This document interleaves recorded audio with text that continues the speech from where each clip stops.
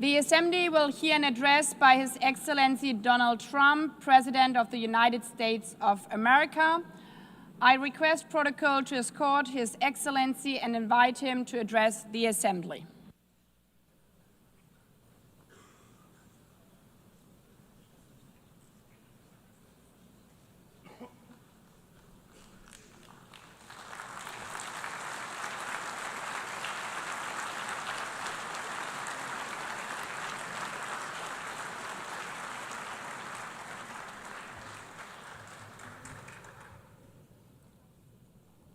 Thank you very much.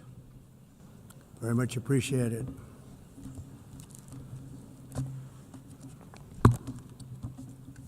And I don't mind making this speech without a teleprompter, because the teleprompter is not working. I feel very happy to be up here with you nevertheless, and that way you speak more from the heart. I can only say that whoever's operating this teleprompter is in big trouble.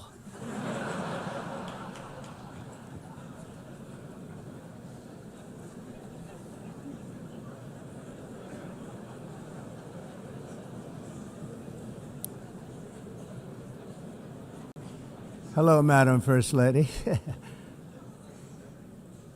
Thank you very much for being here. And Madam President, Mr. Secretary General, First Lady of the United States, distinguished delegates, ambassadors, and world leaders. 6 years have passed since I last stood in this grand hall and addressed a world that was prosperous and at peace in my first term. Since that day, the guns of war have shattered the peace I forged on 2 continents. An era of calm and stability gave way to one of the great crises of our time. And here in the United States, 4 years of weakness, lawlessness, and radicalism under the last administration delivered our nation into a repeated set of disasters. 1 year ago, our country was in deep trouble, but today, just 8 months into my administration, we are the hottest country anywhere in the world, and there is no other country even close. America is blessed with the strongest economy, the strongest borders, the strongest military, the strongest friendships, and the strongest spirit of any nation on the face of the earth. This is indeed the golden age of America. We are rapidly reversing the economic calamity we inherited from the previous administration, including ruinous price increases and record-setting inflation like we've never had before. Under my leadership, energy costs are down, gasoline prices are down, grocery prices are down, mortgage rates are down, and inflation has been defeated. The only thing that's up is the stock market, which just hit a record high. In fact, it hit a record high 48 times in the last short period of time. Growth is surging, manufacturing is booming. The stock market, as I said, is doing better than it's ever done. And all of you in this room benefit by that, almost everybody. And importantly, workers' wages are rising at the fastest pace in more than 60 years. And that's what it's all about, isn't it? In 4 years of President Biden, we had less than $1 trillion of new investment into the United States. In just 8 months since I took office, we have secured commitments and money already paid for $17 trillion. Think of it, 4 years, less than $1 trillion, 8 months, much more than $17 trillion is being invested in the United States. And it's now pouring in from all parts of the world. We've implemented the largest tax cuts in American history and the largest regulation cuts in American history, making this once and again the best country on earth to do business. And many of the people in this room are investing in America, and it's turned out to be an awfully good investment during this 8-month period. In my first term, I built the greatest economy in the history of the world. We had the best economy ever, history of the world. And I'm doing the same thing again, but this time it's actually much bigger and even better. The numbers far surpass my record-setting first term. On our southern border, we have successfully repelled a colossal invasion, and for the last 4 months, and that's 4 months in a row, the number of illegal aliens admitted and entering our country has been 0.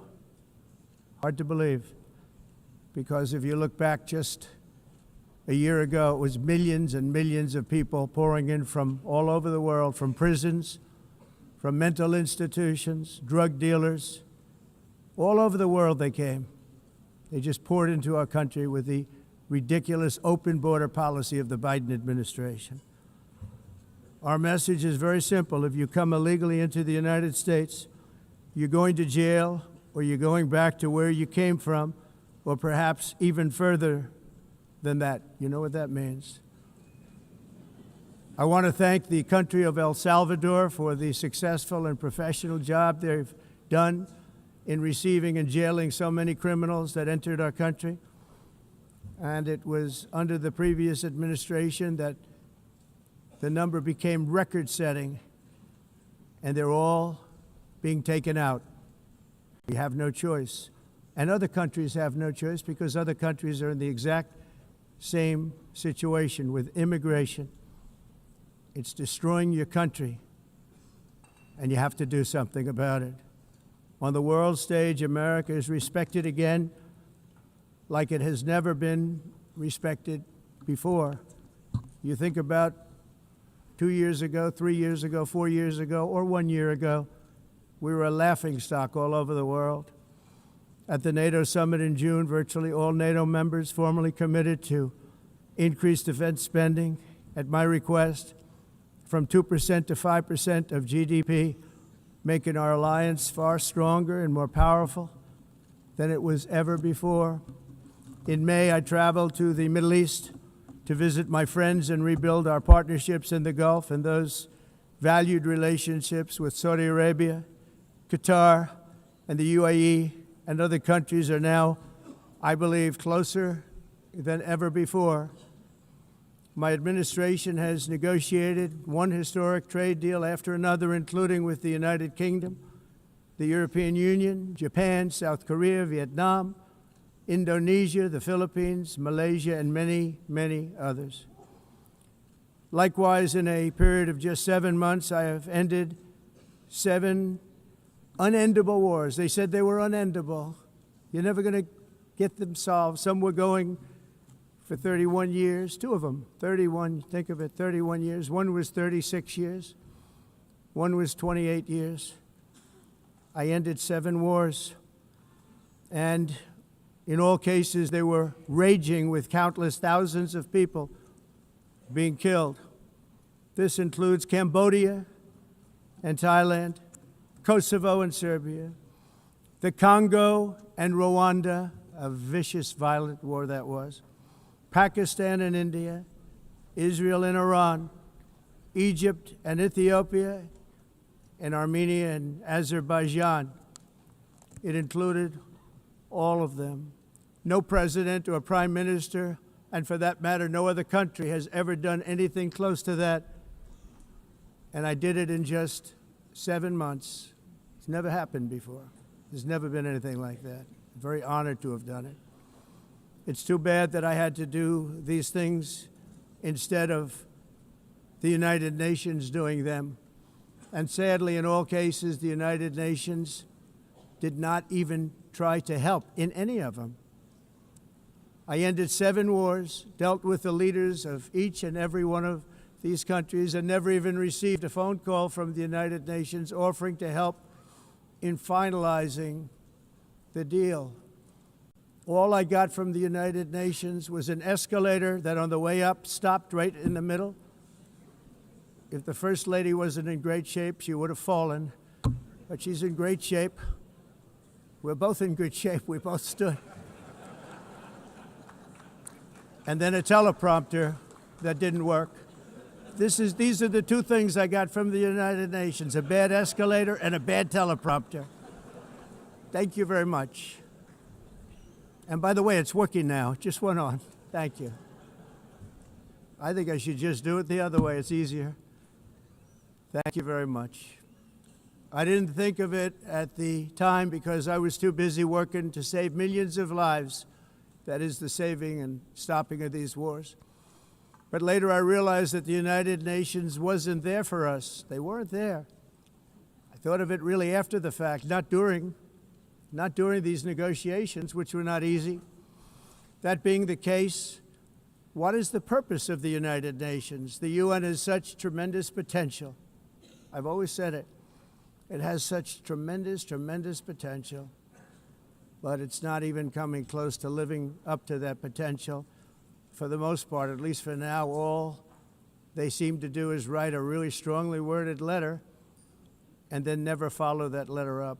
It's empty words, and empty words don't solve war. The only thing that solves war and wars is action. Now, after ending all of these wars and also earlier negotiating the Abraham Accords, which is a very big thing for which our country received no credit, never receives credit. Everyone says that I should get the Nobel Peace Prize for each one of these achievements. But for me, the real prize will be the sons and daughters who live to grow up with the mothers and fathers, because millions of people are no longer being killed in endless and unglorious wars. What I care about is not winning prizes, it's saving lives. We saved millions and millions of lives with the 7 wars. And we have others that we're working on, and you know that. Many years ago, a very successful real estate developer in New York, known as Donald J. Trump, I bid on the renovation and rebuilding of this very United Nations complex. I remember it so well. I said at the time that I would do it for $500 million, rebuilding everything. It would be beautiful. I used to talk about, I'm going to give you marble floors. They're going to give you terrazzo. I'm going to give you the best of everything. You're going to have mahogany walls. They're going to give you plastic. But they decided to go in another direction, which was much more expensive at the time, and which actually produced a far inferior product. And I realized that they did not know what they were doing when it came to construction, and that their building concepts were so wrong, and the product that they were proposing to build was so bad and so costly. It was going to cost them a fortune. And I said, and wait till you see the overruns. Well, I turned out to be right. They had massive cost overruns and spent between $2 and $4 billion on the building and did not even get the marble floors that I promised them. You walk on terrazzo. Do you notice that? As far as I'm concerned, frankly, looking at the building and getting stuck on the escalator, they still haven't finished the job. They still haven't finished. That was years ago. The project was so corrupt that Congress actually asked me to testify before them on the tremendous waste of money, because it turned out that they had no idea what it was, but they knew it was anywhere between $2 and $4 billion as opposed to $500 million with a guarantee. But they had no idea, and I said it cost much more than $5 billion. Unfortunately, many things in the United Nations are happening just like that, but on an even much bigger scale, much, much bigger. Very sad to see. Whether the UN can manage to play a productive role, I've come here today to offer the hand of American leadership and friendship to any nation in this assembly that is willing to join us in forging a safer, more prosperous world. And it's a world that we'll be much happier with. A dramatically better future is within our reach. But to get there, we must reject the failed approaches of the past and work together to confront some of the greatest threats in history. There is no more serious danger to our planet today than the most powerful and destructive weapons ever devised by man, of which the United States, as you know, has many. Just as I did in my first term, I've made containing these threats a top priority, starting with the nation of Iran. My position is very simple. The world's #1 sponsor of terror can never be allowed to possess the most dangerous weapon. That's why, shortly after taking office, I sent the so-called Supreme Leader a letter making a generous offer. I extended a pledge of full cooperation in exchange for a suspension of Iran's nuclear program. The regime's answer was to continue their constant threats to their neighbors and U.S. interests throughout the region, and some great countries that are right nearby. Today, many of Iran's former military commanders, in fact, I can say almost all of them, are no longer with us. They're dead. And 3 months ago, in Operation Midnight Hammer, 7 American B-2 bombers dropped the 14 30,000-pound each bombs on Iran's key nuclear facilities, totally obliterating everything. No other country on earth could have done what we did. No other country has the equipment to do what we did. We have the greatest weapons on earth. We hate to use them. But we did something that for 22 years people wanted to do. With Iran's nuclear enrichment capacity demolished, I immediately brokered an end to the 12-day war, as it's called, between Israel and Iran, with both sides agreeing to fight no longer. As everyone knows, I have also been deeply engaged in seeking a ceasefire in Gaza. Have to get that done. Have to get it done. Unfortunately, Hamas has repeatedly rejected reasonable offers to make peace. We can't forget October 7th, can we? Now, as if to encourage continued conflict, some of this body is seeking to unilaterally recognize a Palestinian state. The rewards would be too great for Hamas terrorists for their atrocities. This would be a reward for these horrible atrocities, including October 7th, even while they refuse to release the hostages or accept a ceasefire. Instead of giving to Hamas and giving so much, because they've taken so much, they have taken so much. This could have been solved so long ago. But instead of giving in to Hamas's ransom demands, those who want peace should be united with one message: release the hostages now. Just release the hostages now. Thank you.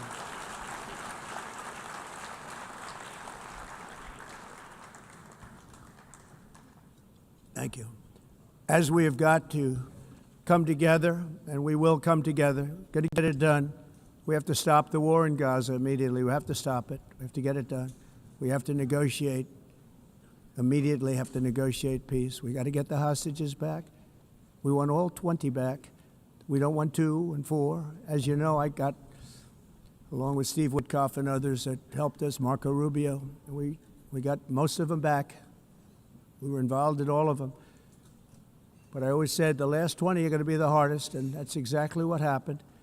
We have to get them back now. We don't want to get back 2, and then another 2, and then 1, and then 3, have this process. No, we want them all back, and we want the actually 38 dead bodies back, too. Those parents came to me, and they want them back, and they want them back very quickly and very badly. As though they were alive, they want them. They want them every bit as much as if their son or daughter were alive. I've also been working relentlessly, stopping the killing in Ukraine.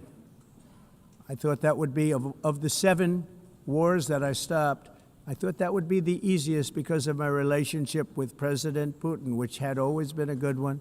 I thought that was going to be the easiest one. But you know, in war, you never know what's going to happen. There are always lots of surprises, both good and bad. Everyone thought Russia would win this war in 3 days. But it didn't work out that way. It was supposed to be just a quick little skirmish. It's not making Russia look good. It's making them look bad. No matter what happens from here on out, this was something that should have taken a matter of days, certainly less than a week. And they've been fighting for 3.5 years and killing anywhere from 5,000 to 7,000 young soldiers, mostly soldiers, on both sides, every single week, from 5,000 to 7,000 dead young people, and some in cities, much smaller numbers, where rockets are shot, where drones are dropped. This war would never have started if I were president. This was a war that should have never happened. It shows you what leadership is, what bad leadership can do to a country. Look what happened to the United States, and look where we are right now in just a short period of time. The only question now is how many more lives will be needlessly lost on both sides. China and India are the primary funders of the ongoing war by continuing to purchase Russian oil. But inexcusably, even NATO countries have not cut off much Russian energy and Russian energy products, which, as you know, I found out about 2 weeks ago, and I wasn't happy. Think of it. They're funding the war against themselves. Who the hell ever heard of that one? In the event that Russia is not ready to make a deal to end the war, then the United States is fully prepared to impose a very strong round of powerful tariffs, which would stop the bloodshed, I believe, very quickly. But for those tariffs to be effective, European nations, all of you are gathered here right now, would have to join us in adopting the exact same measures. I mean, you're much closer to this. We have an ocean in between. You're right there. And Europe has to step it up. They can't be doing what they're doing. They're buying oil and gas from Russia while they're fighting Russia. It's embarrassing to them, and it was very embarrassing to them when I found out about it, I can tell you that. But they have to immediately cease all energy purchases from Russia. Otherwise, we're all wasting a lot of time. So I'm ready to discuss this. We're going to discuss it today with the European nations, all gathered here. I'm sure they're thrilled to hear me speak about it, but that's the way it is. I like to speak my mind and speak the truth. As we seek to reduce the threat of dangerous weapons today, I'm also calling on every nation to join us in ending the development of biological weapons once and for all. And biological is terrible, and nuclear is even beyond, and we include nuclear in that. We want to have a cessation of the development of nuclear weapons. We know, and I get to view it all the time. Sir, would you like to see? And I look at weapons that are so powerful that we just can't ever use them. If we ever use them, the world literally might come to an end. There would be no United Nations to be talking about. There would be no nothing. Just a few years ago, reckless experiments overseas gave us a devastating global pandemic. Yet despite that worldwide catastrophe, many countries are continuing extremely risky research into bioweapons and man-made pathogens. This is unbelievably dangerous. To prevent potential disasters, I'm announcing today that my administration will lead an international effort to enforce biological weapons convention, which is going to be meeting with the top leaders of the world by pioneering an AI verification system that everyone can trust. Hopefully the UN can play a constructive role, and it will also be one of the early projects under AI. Let's see how good it is, because a lot of people are saying it could be one of the great things ever, but it also can be dangerous, but it can be put to tremendous use and tremendous good, and this would be an example of that. Not only is the UN not solving the problems it should, too often, it's actually creating new problems for us to solve. The best example is the #1 political issue of our time, the crisis of uncontrolled migration. It's uncontrolled. Your countries are being ruined. The United Nations is funding an assault on Western countries and their borders. In 2024, the UN budgeted $372 million in cash assistance to support an estimated 624,000 migrants journeying into the United States. Think of that. The UN is supporting people that are illegally coming into the United States, and then we have to get them out. The UN also provided food, shelter, transportation, and debit cards to illegal aliens. Can you believe that? On the way to infiltrate our southern border. Millions of people came through that southern border. Just a year ago, millions and millions of people were pouring in, 25 million altogether over the 4 years of the incompetent Biden administration. And now we have it stopped, totally stopped. In fact, they're not even coming anymore because they know they can't get through. But what took place is totally unacceptable. The UN is supposed to stop invasions, not create them and not finance them. In the United States, we reject the idea that mass numbers of people from foreign lands can be permitted to travel halfway around the world, trample our borders, violate our sovereignty, cause unmitigated crime, and deplete our social safety net. We have reasserted that America belongs to the American people, and I encourage all countries to take their own stand in defense of their citizens as well. You have to do that because I see it. I'm not mentioning names. I see it, and I can call every single one of them out. You're destroying your countries. They're being destroyed. Europe is in serious trouble. They've been invaded by a force of illegal aliens like nobody's ever seen before. Illegal aliens are pouring into Europe. Nobody is ever, and nobody's doing anything to change it, to get them out. It's not sustainable. And because they choose to be politically correct, they're doing just absolutely nothing about it. And I have to say, I look at London where you have a terrible mayor, terrible, terrible mayor. And it's been so changed, so changed. Now they want to go to Sharia law, but you're in a different country. You can't do that. Both the immigration and their suicidal energy ideas will be the death of Western Europe if something is not done immediately. This cannot be sustained. What makes the world so beautiful is that each country is unique. But to stay this way, every sovereign nation must have the right to control their own borders. You have the right to control your borders, as we do now, and to limit the sheer numbers of migrants entering their countries and paid for by the people of that nation that were there and that built that particular nation at the time. They put their blood, sweat, tears, money into that country, and now they're being ruined.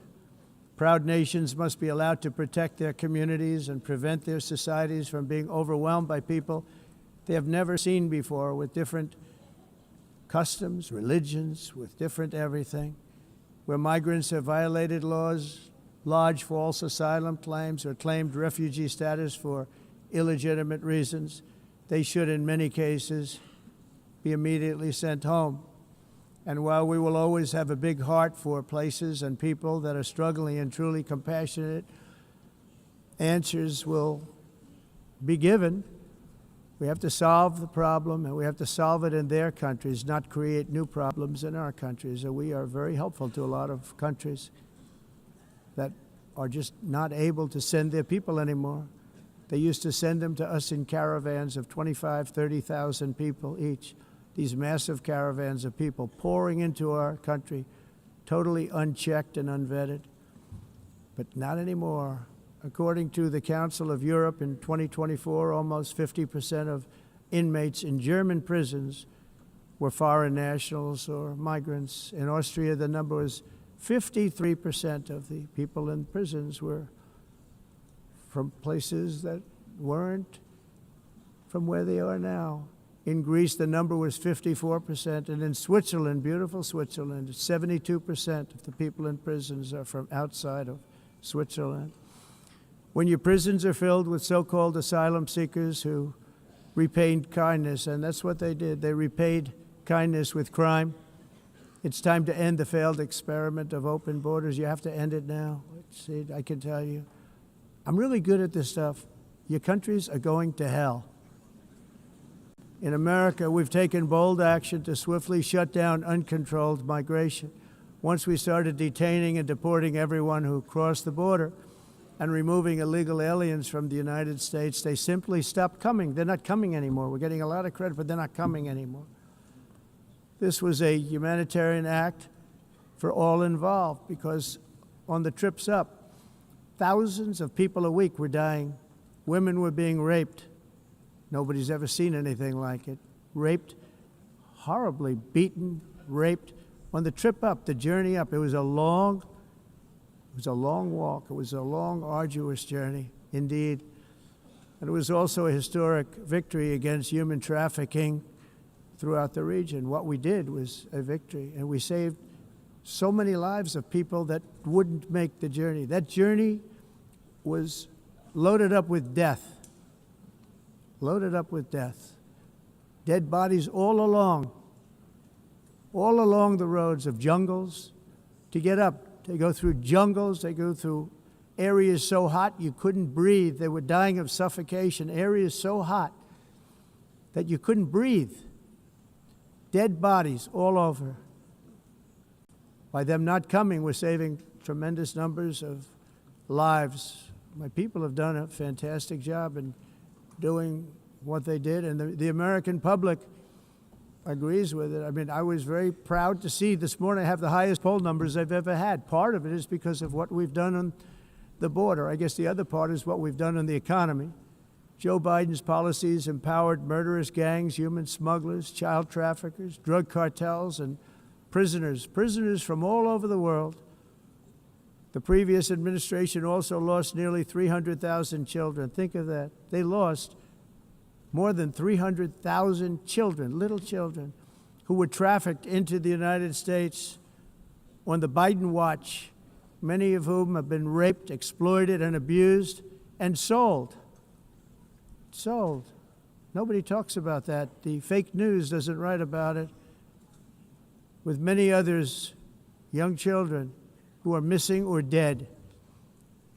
And we found a lot of these children, and we're sending them back. And we've been sending them back to their parents. They said, nobody knows who they are. They said, where do you come from? And they'll give us a country, and we'll find out, and we'll figure it out, and we'll bring them back to their homes. And the mother and father rush to the door, and their tears in their eyes. They can't believe that they're seeing their son or daughter, their little son or daughter again. We've done almost 30,000 of them so far.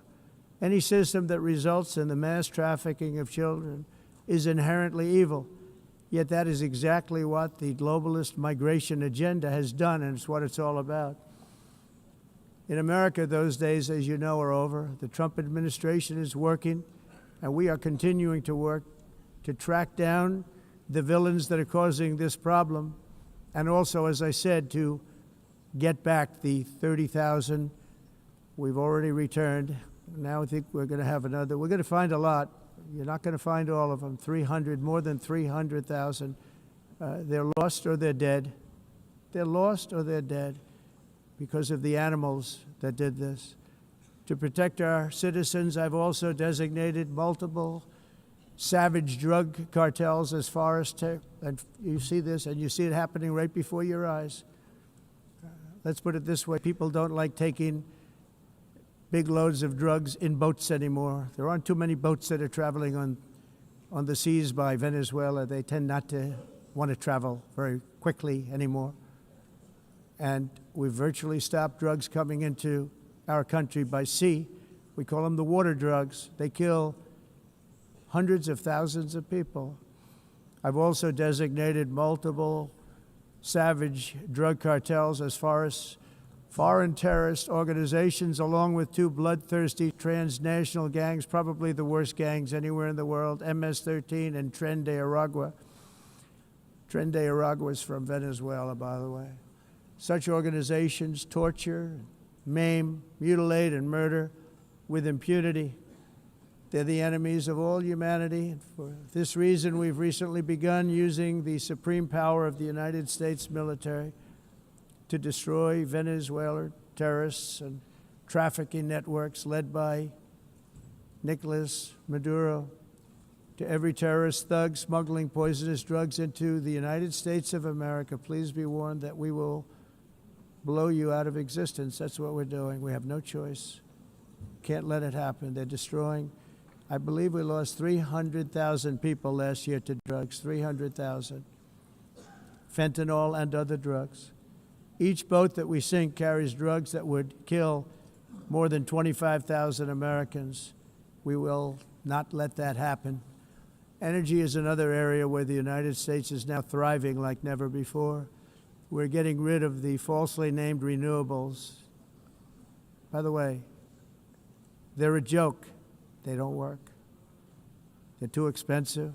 They're not strong enough to fire up the plants that you need to make your country great.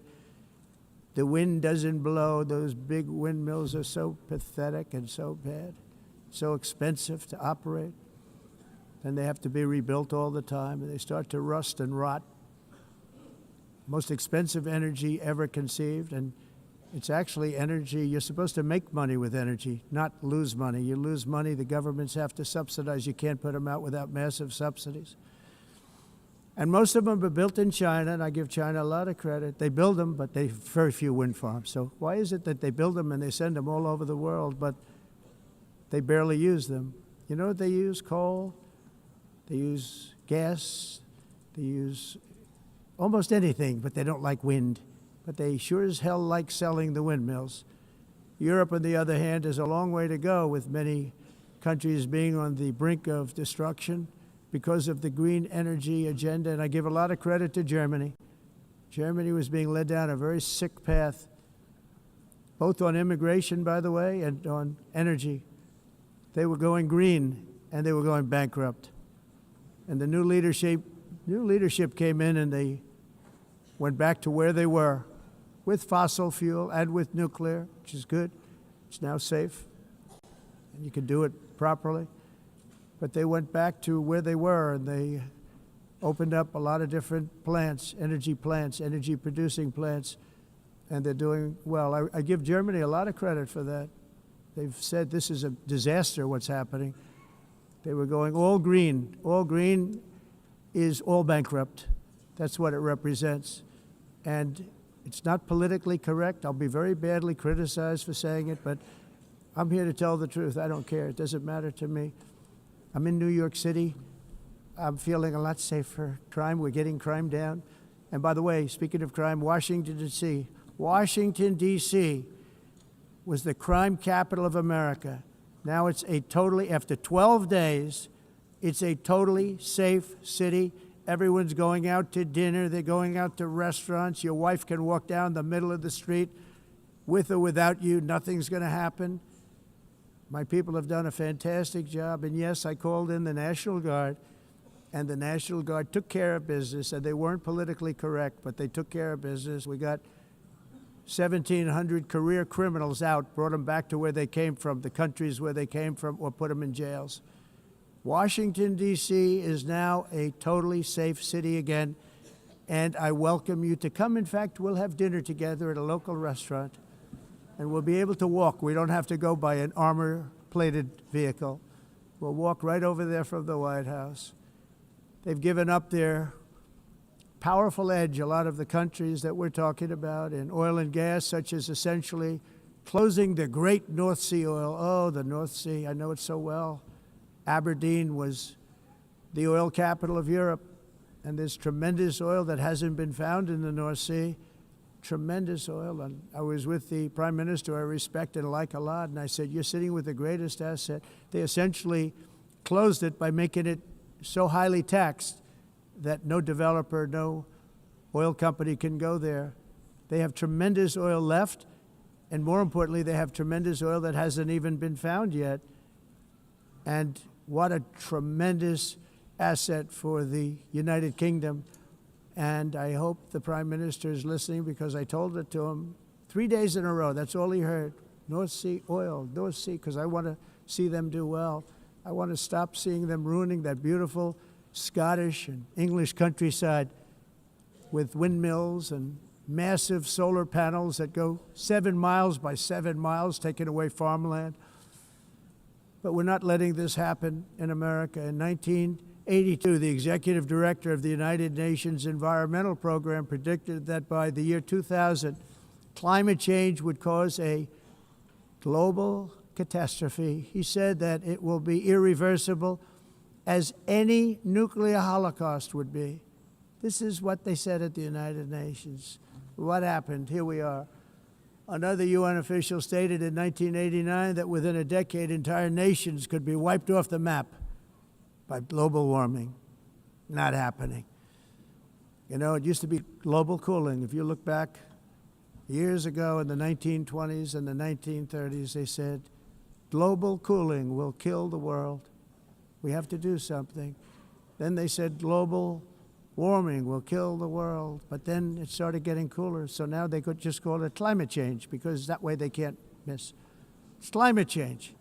Because if it goes higher or lower, whatever the hell happens, there's climate change. It's the greatest con job ever perpetrated on the world, in my opinion. Climate change, no matter what happens, you're involved in that. No more global warming, no more global cooling. All of these predictions made by the United Nations and many others, often for bad reasons, were wrong. They were made by stupid people that have cost their countries fortunes and given those same countries no chance for success. If you don't get away from this green scam, your country is going to fail. And I'm really good at predicting things, you know. They actually said during the campaign they had a hat, the best-selling hat. Trump was right about everything. And I don't say that in a braggadocious way, but it's true. I've been right about everything. And I'm telling you that if you don't get away from the green energy scam, your country is going to fail.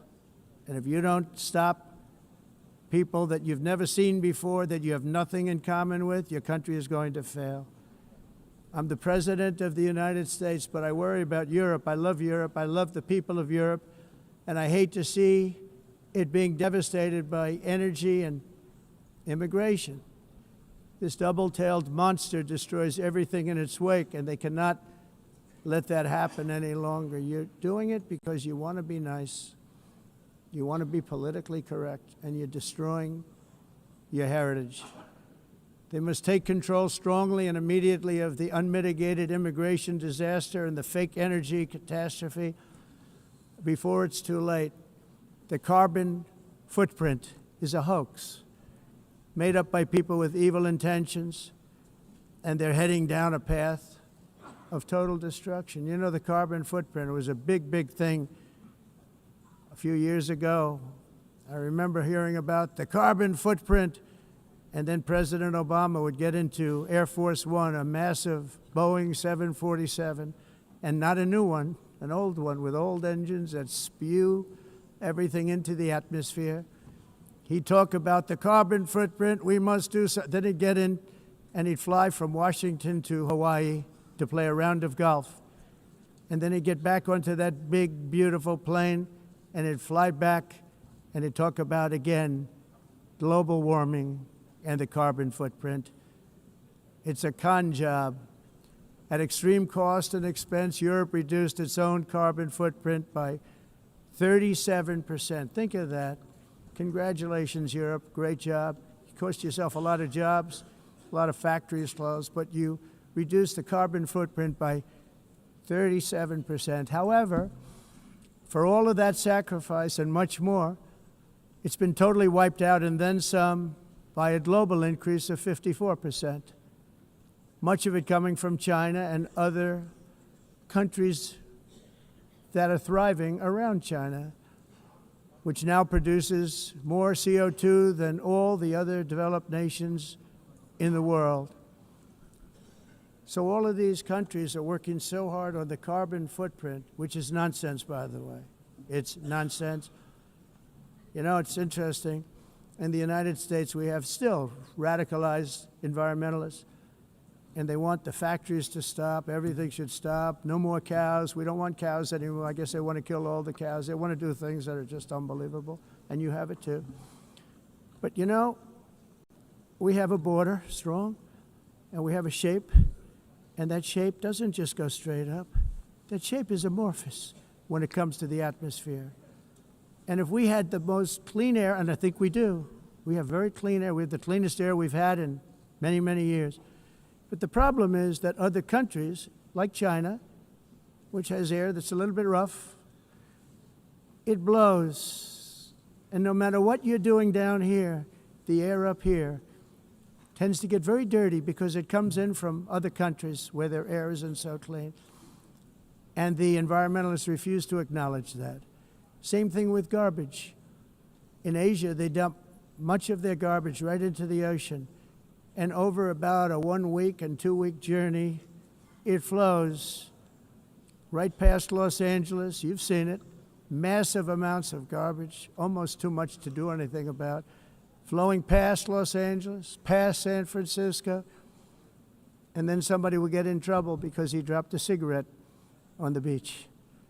The whole thing is crazy.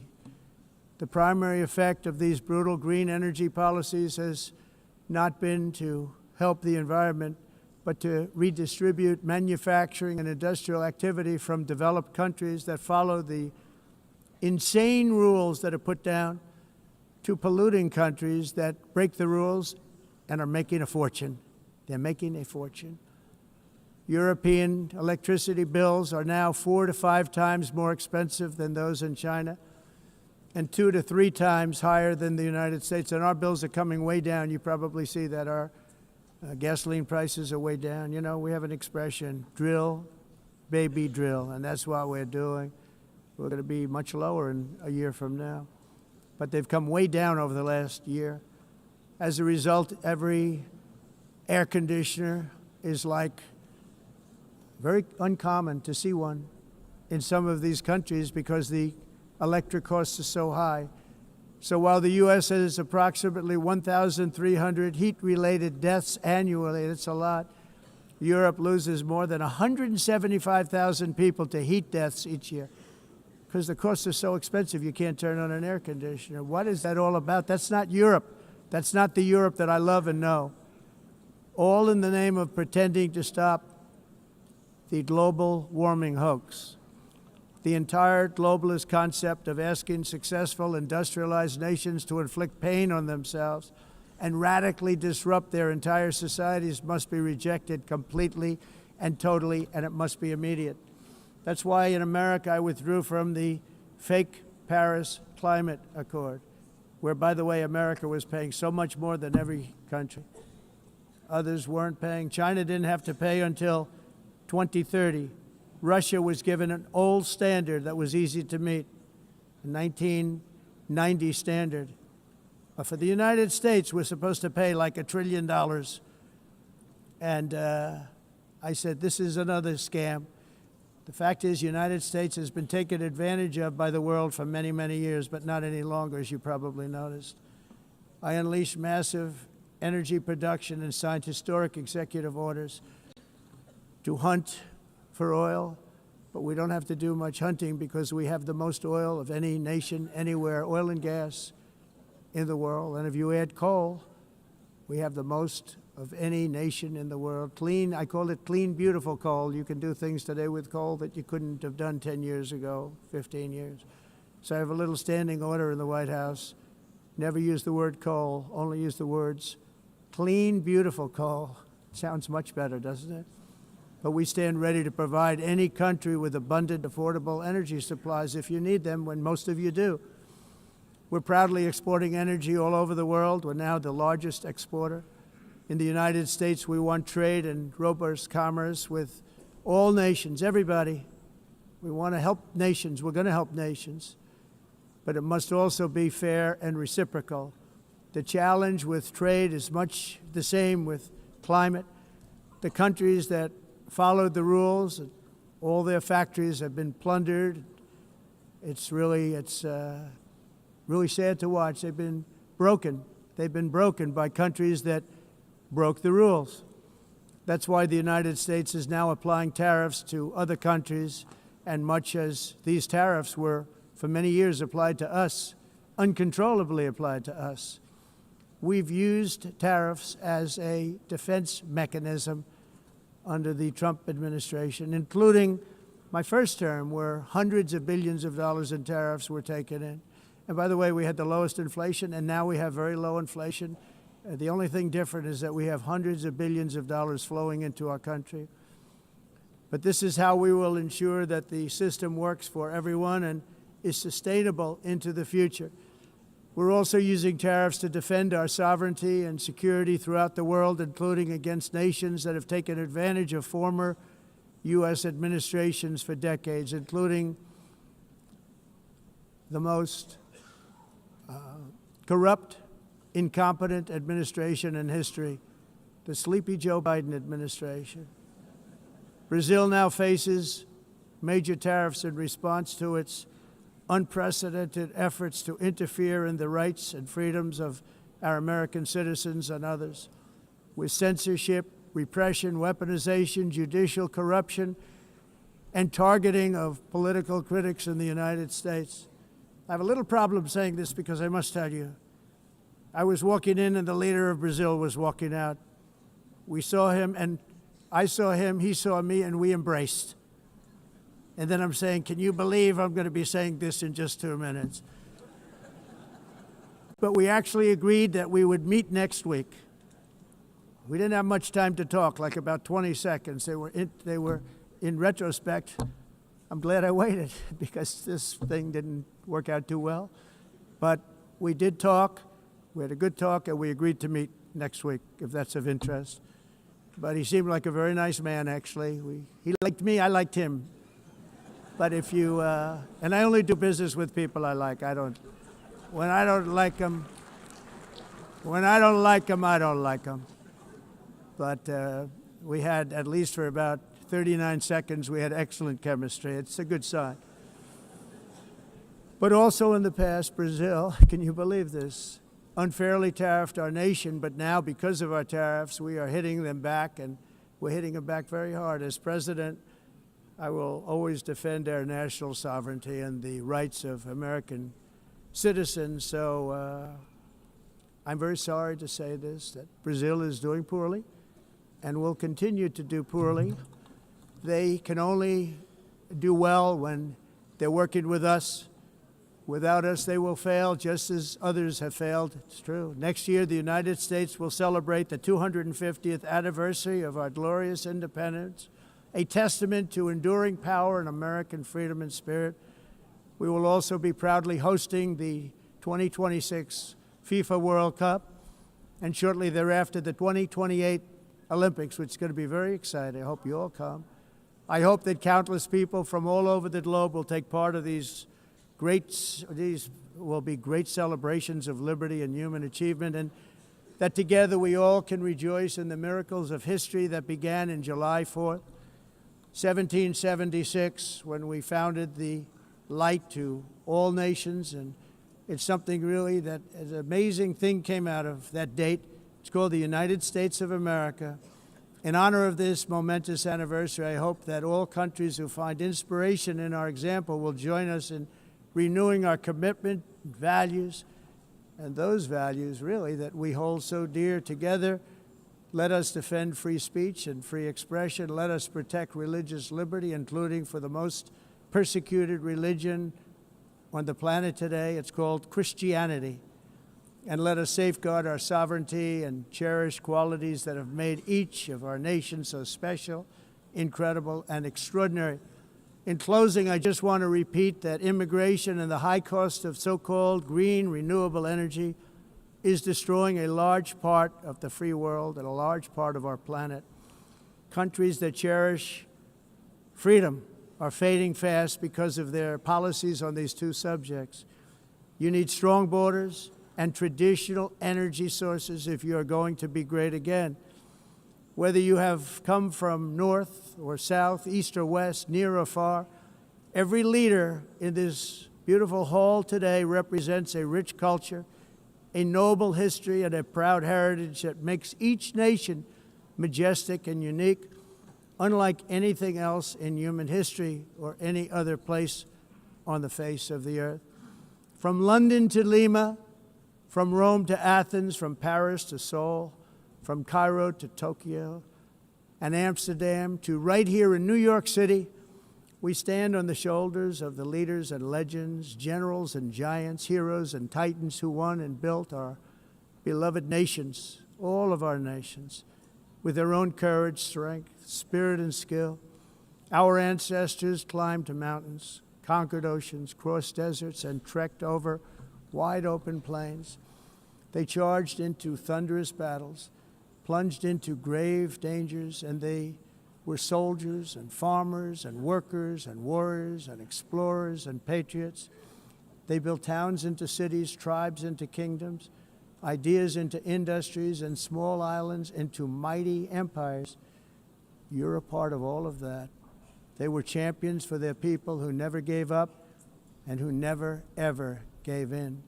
Their values defined our national identities. Their visions forged our magnificent destiny. Everybody in this room is a part of it in your own way. Each of us inherits the deeds and the myths, the triumphs, the legacies of our own heroes and founders who so bravely showed us the way.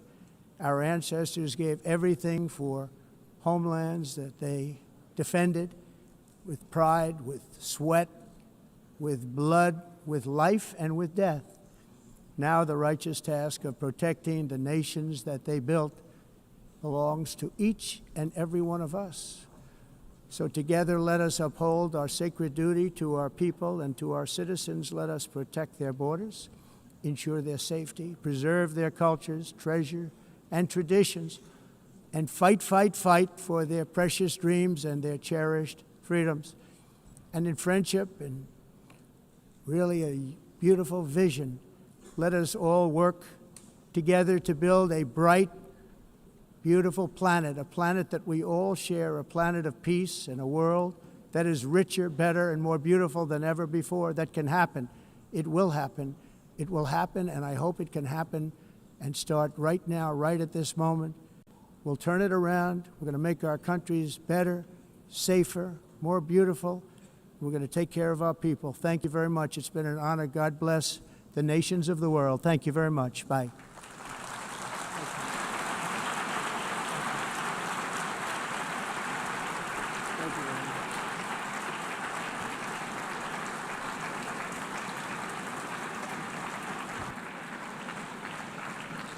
On behalf of the Assembly, I wish to thank the President of the United States,